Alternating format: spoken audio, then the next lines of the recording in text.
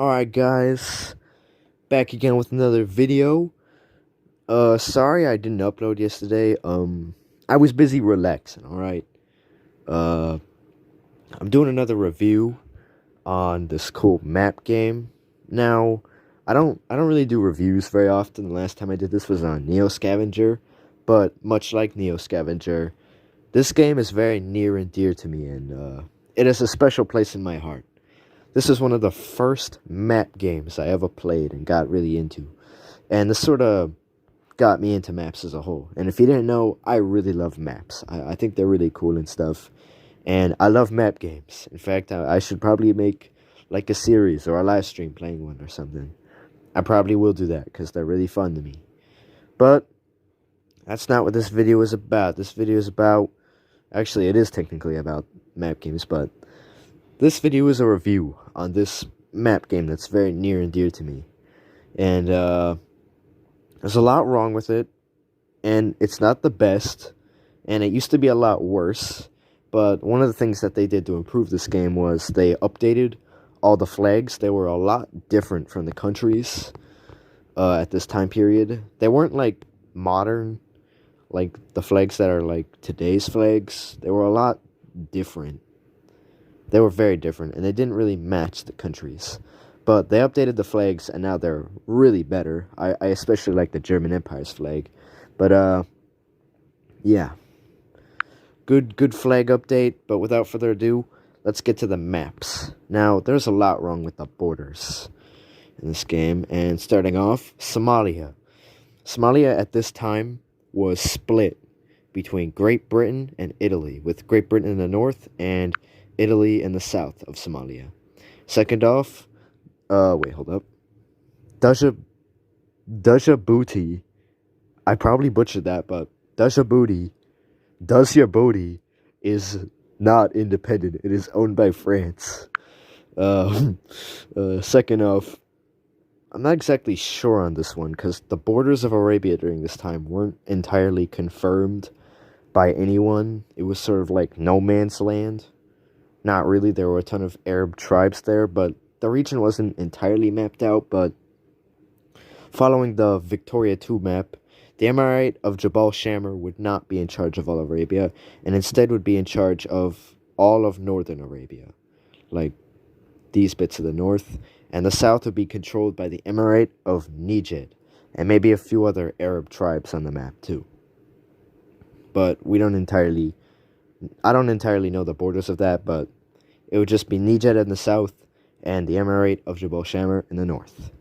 Alright, now this giant bit of unclaimed land here, I don't entirely know what to say on this because there was very little European control in these territories, but the European colonies did claim them, and it's sort of odd on this one. I'm not really going to say this was incorrect, but I'm not going to say it's correct either. They were claimed by Europeans, but they weren't entirely controlled. So, I'm sort of just going to leave this as because it's not really right or wrong. So, yeah. Alright. Next off, the Wida Empire does not exist. It's been colonized by France. Yeah, Darfur's still on the map. They still exist. Egypt would be not really fully a colony of Great Britain, but they were pretty much like a puppet and essentially colonized. But yeah, I guess this is all right. But Great Britain should have like some sort of bonus on Egypt or something, because they're technically like a puppet or something of Great Britain. Now, I thought this was wrong at first, but Spain and Portugal actually still were addressed as empires during this time because they still had colonies and they were still referred to by their European nations as empires, so this is correct. Bosnia was technically owned by the Ottoman Empire during this time, but it was also occupied by Austria-Hungary. It's very complicated, but they should have like a weird occupation thing in the game for territories like that, but incorrect. Where is Ottoman Bosnia occupied by Austria-Hungary? Game, fix yourself. Alright, moving on. Now, this is an odd case up here, but Finland wasn't really independent during this time, but it did have a lot of autonomy from the Russian Empire, so that should maybe be on the map, but Russia should have, like, sort of control over it. I don't know, but Finland did have a lot of autonomy during this time. Also, Norway did not exist. They were pretty much in a union with Sweden during this time, so they weren't really on the map. Alright, moving on. Oh yeah. Qatar during this time is owned by the Ottoman Empire, Bahrain is owned by Great Britain, and Kuwait is also owned by Great Britain. The Trucial States were owned pretty much by Great Britain, but I guess this works. They still technically were, like, sort of their own thing, but yeah, they're pretty much a puppet of Great Britain almost. They were basically, like, set up by Great Britain, but moving on, Oman is also colonized by Great Britain. Next off, Goa is not independent. It is part of India. Burma here is also colonized by Great Britain, and Malacca is again colonized by Great Britain. Also, a little thing about this map, they basically just cut the world in half and kept all of this north land, but it really just makes this weird encore thing right here where there's just a giant ocean here, and they really could have just added in Borneo and Indonesia and maybe the north of Australia here, but they didn't, and it's just like an awkward piece of the ocean. There's also a ton of islands around here that they didn't add. Fix your game, bruh. Also, maybe, like, add the entire world in instead of, like, just having it, like, half the world, because that's pretty dumb. But, yeah, moving on. Alright. Here in China, there should be a little bit of land here, known as Macau, that would be owned by Portugal, and some territory here. Hong Kong would be owned by Great Britain. China does not own those at this time. Taiwan is not owned by the Qing Empire.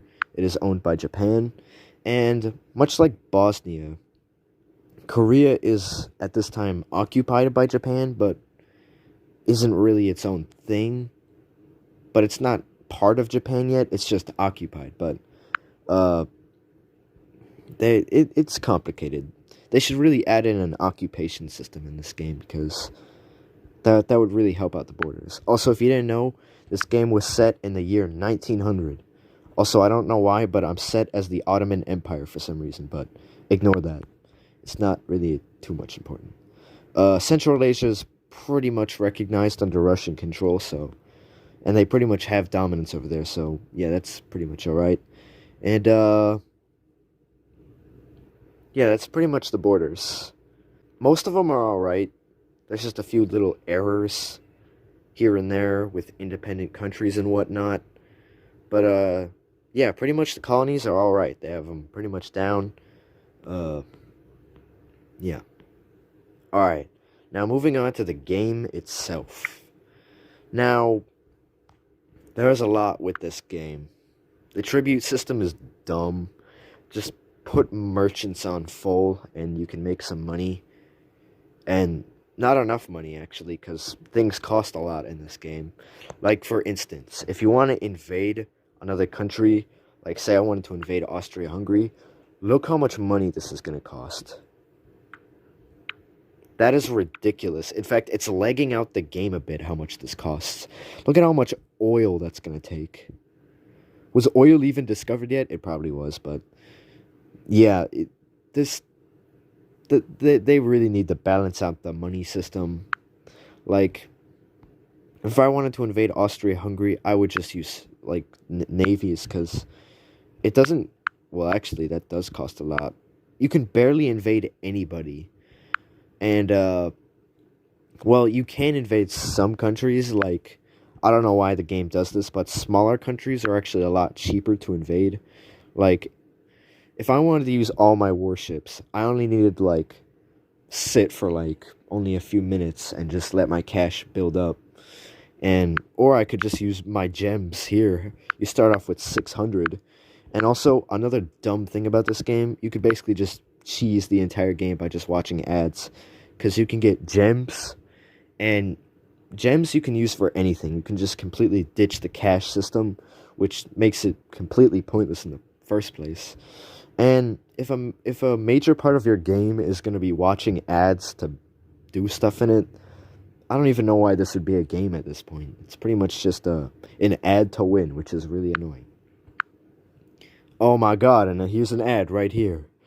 I don't care about this. Get me off of here, please. Let me out of here. This game has also a ridiculous amount of ads right here. And, please, I don't want to be on here. Okay, I'm out of there. But, yeah. Like, whenever you click on something, there's a high chance... Actually, no, the game doesn't have too many ads, but there's a lot of ads at just the wrong time. And, I don't know. Just, there's ads sometimes a lot, and sometimes not too much. Very odd ad balance, but overall the game is playable. There's not that many ads, but another part of the game is building stuff. Now, honestly, you could just get away with not building anything to really do much for your country. There's not really much of an incentive to do that. If you wanted to sell everything, it wouldn't really sell for much because what you produce only sells for so little. But if you really did let this build up, you could sell it all for a ton of money. But you would have to sit for like hours to do that, which is really dumb. I guess the building on resources actually is pretty good. That works all right. Another thing that's pretty much pointless on this game is housing. When you start off the game, it says you're in a housing crisis, and this doesn't really matter. If there's only 500 houses in your country and there's like over 24 million people, it doesn't really count. Nobody really cares. Who cares if there's homeless people running on the streets? Who cares if only not even 1% of the population has houses? It doesn't matter. Nobody cares. It's not like a major thing over it. It doesn't really affect your country too much. It's dumb. Pointless. There's also a pretty dumb thing. The League of Nations hasn't even been invented yet. It doesn't even exist yet. I don't even know why that would be here. And these dumb country suggestion things are here to, like, I don't know, advance the game a bit. Not really. Just sort of to weaken other countries. But it doesn't really do much. You can ban wars. If somebody wins a war, they can't annex a country, which, I don't know, it's dumb. Another dumb thing is AI countries can also do this, so they'll basically just be like, hey, let's, like, stop producing food or something. And, it usually doesn't get accepted, but there's a rare chance it will. And if that happens, say goodbye to that production for a while, I guess. It's really stupid. They should really update this whole thing, and honestly, taking it out of the game wouldn't really remove too much from it. But, yeah. Military system costs way too much money to use troops, so you're basically forced to just use your navy or your artillery if you even have oil or money, which, if you're the Ottoman Empire or basically any country that's not huge, or maybe even huge countries don't even have this, just money is a huge issue in this game. One thing that I do like about this, though, is if you're gonna tax your people too much, they start to all starve to death and die because the taxes are too much, and your population goes down rapidly, and also your people will hate you because of this. Victoria 2 has an issue with this, where you can basically just tax everyone, and nobody's gonna do nothing. And I like this part of this game. They did a good job with this. But, yeah. Overall, the game has a lot of issues. The ruler's rating system, like, the leader of your country, if this goes down to 0, it's game over, but I really don't have any issues with this. It's not really that much of a threat, only if you're, like, awful at running your country. But it's not that much of an issue. Basically, the whole game, you're just going to be sitting here doing nothing. Just waiting for you to have enough money to do something, which takes insanely long, unless you just want to, like, not even do nothing and just watch ads all day to do whatever you want for the game, which is really stupid. yeah, this game has a lot of issues, mainly with money balancing and stuff. Yeah, basically the only way to really advance your economy is to watch ads, which you can do that. But also another thing I noticed is if you play the game for long enough, your income that you're getting from one of these sliders here goes down very, very slowly, which basically forces you to build gold mines, which cost a lot and they don't entirely give you that much money. So basically, if you sat here for like the entire game, you would eventually just stop making money. I'm not sure if the game has an ending. I never played that far because the borders. Oh yeah, this is another thing. If you play this game for long enough, the borders will get absolutely horrendous. I've seen the German Empire annexed by all of Russia, all of France, and all of Great Britain. I've seen France annex Great Britain. Oh wait, I've also seen Great Britain annex France. I've seen a lot of just ginormous annexations. If annexing a country isn't banned, um, and it's early game, there's a very high chance that something's gonna get like that. There's gonna be border gore, like Russia annexes Austria-Hungary, and yeah, that also happens a lot late game if you don't ban annexation. So like, you should probably do that if you like actually having eyes and not being blinded. So yeah. That's pretty much all I have to say about this game. There's a lot of missed potential that can still be added. There's a lot of work to be done in this game. I'm glad they updated the flags though. They look very nice. I like the trade system though. I like that other countries give you different deals and that it like could sort of push you out there to try to get a better deal on trading. That's pretty good. They did pretty alright with the trading system. But it's still pretty much point. Oh my god, another ad. Get out of here, please. Get me out of here. I don't want to go to Mentete, whatever that guy's name is. Get me out of. Okay. But yeah. Pretty much all I have to say about this game. It's gone through a lot of updates. And they're definitely improving the game. But there's still a lot of work to be done. My main issues are the money balancing system. Maybe prices for actions can be lowered or something, and like sending any number of troops to take over a country that would actually take it over wouldn't cost a ridiculous amount. I don't know. But yeah, balance purchase stuff, add an occupation system, and like, I don't know, add in so the borders don't get awful, because that's horrendous.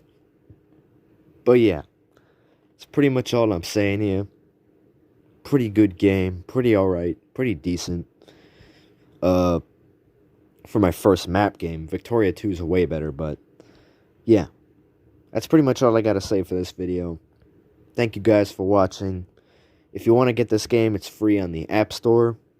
They also made a bunch of other games, but I'm probably not going to review them because this one is the special one to me. This one's my favorite. The other ones are kind of mid. But this one's alright. But yeah, that's all I got for this video. Thank you for watching. And leave a comment if you want to see any more reviews on anything. Probably not, though, because I don't really like reviewing things too much that aren't really in my soul, in my heart. But there is a lot of... I'm getting off topic. I'm trying to end this video. I keep getting sidetracked. Alright, I'm cutting this video here for real this time. Alright, see you guys.